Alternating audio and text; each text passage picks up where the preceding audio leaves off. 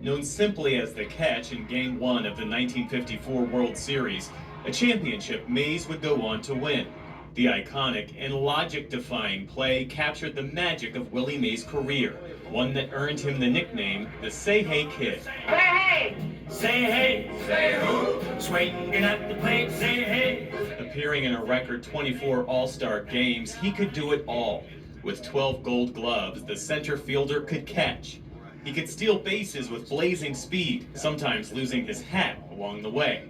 And when it was his turn at bat, home run after home run after home run. 660 home runs rocketed past the fences, the sixth most all time.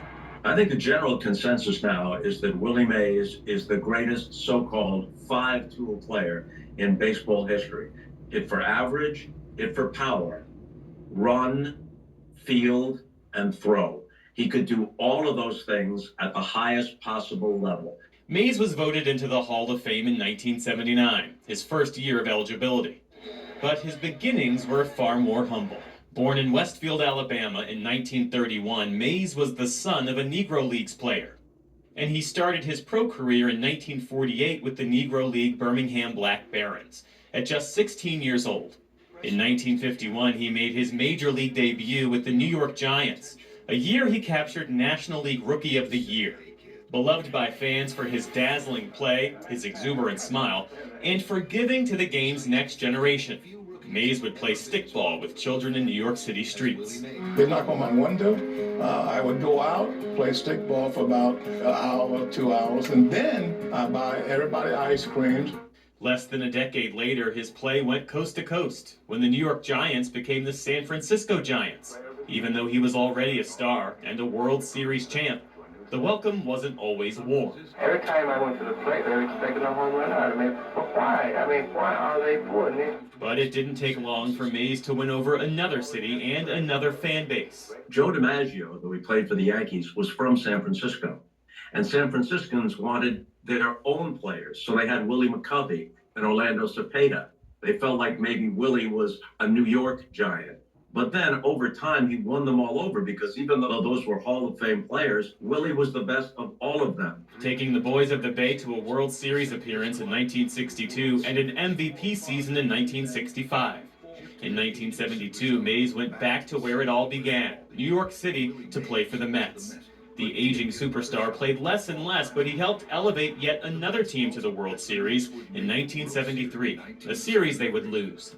But when he retired that same year, he looked back on a storied career and knew he'd left nothing on the field.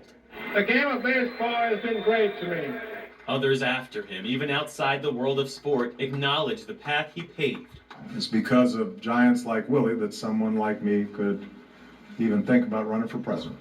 Former President Barack Obama honored Mays with the 2015 Presidential Medal of Freedom for his indelible mark on American sports and society. For more perspective on the legacy of Willie Mays, we're joined by Howard Bryant, author and senior writer for ESPN. Howard, thank you for being with us. My pleasure. What made Willie Mays the signature player of his day and ultimately the greatest all-around player of all time? Well, I think the first thing about him is the electricity. I think it's an interesting contrast to baseball today, where the game is essentially sold by math and science and numbers and launch angle and exit velocity and statistics. And Willie Mays was joy. He was electricity. He was emotion. The people who talk about him with that sort of reverence when they watched him play, he made you feel something.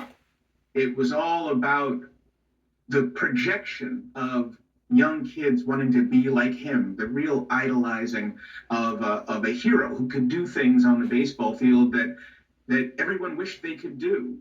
And then he also put up the huge numbers as well. But when you think about Willie Mays as a player, the thing that you think about most isn't the 660 home runs or the 3,283 hits or any of those things. It's the movement. It's the catch. Even in black and white, people turn their backs on things that are black and white these days. But even then, you watch him run the bases, you watch him move, and that's a ball player. That makes you want to go to the ballpark. It brings back all the memories. He was representative of the golden age of New York baseball in the 1950s and baseball in general. And is that how he managed to capture the American imagination? Well, I think it was two things. I think it was that, obviously. I think charisma. We love stars, and we love stars, especially as we're getting into the television age, where it's not, you're moving away from baseball and sports and media in general, being a newspaper industry, into a television industry. And to watch him play just was pure joy. I think it was that. And I also think it was something else, which people don't talk about a whole lot when it comes to Willie Mays. And that was in contrast to Jackie Robinson, who was a smoldering player, who was constantly pushing boundaries. Willie was the black player who was there at the beginning of integration, who didn't force that on you. So you were able to enjoy him. You were able to see integration in action without the heavy politics of it. And that was a very interesting balance for him. But when you think about the joy that he brought to the game, it was an uncomplicated joy, whereas Jackie Robinson was an extremely complicated player because he was so much more political. I think that had a lot to do with it. How did Willie Mays view his role and his responsibility? Because to your point, he did face some criticism, including from Jackie Robinson, for not using his platform, his position in American life, to be more prominent in the civil rights movement. That's right. Not everyone will protest. Not everyone is a marcher. Not everyone is the one who is going to make those headlines. Willie still had to deal with things. Willie was a rookie in 1951 and during spring training when the New York Giants used to train in Arizona. Willie wasn't allowed to stay with his teammates because Scottsdale was a sundown town. Scottsdale, Arizona did not allow blacks after sundown. So Willie dealt with a lot of things. When the Giants moved to San Francisco, Willie wasn't allowed to buy a house down the peninsula. There were all kinds of different things that Willie went through. And Willie was absolutely hurt by Jackie's criticism. In fact, in Jackie Robinson's book, his 1964 book, Baseball Has Done It, he criticizes Mays for not using that outsized celebrity to force people to take him as a whole, that if you're going to enjoy my talent, if you're going to emulate me, then you also have to allow me and want me to live next door to you. I can't just carry that inside.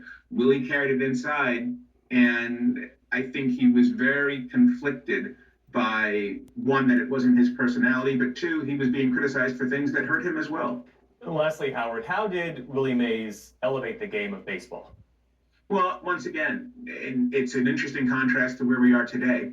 When you think about baseball, the very first thing that people talk about with the sport, it's not just the fact that there's only 6.3% Black American participation in the game. It's also the game lacks stars. Who's the greatest player in baseball today? There's no baseball player at the equivalent, say, of a Tom Brady or a LeBron James or any of those great players in the other sports that people, or a Lionel Messi, that people just look at and you say, yes, that's our game.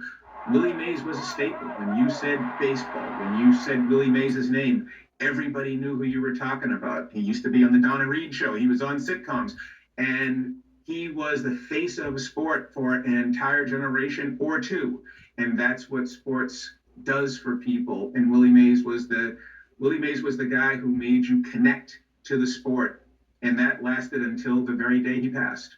Howard Bryant, thanks so much for sharing your insights with us. We appreciate it. My pleasure.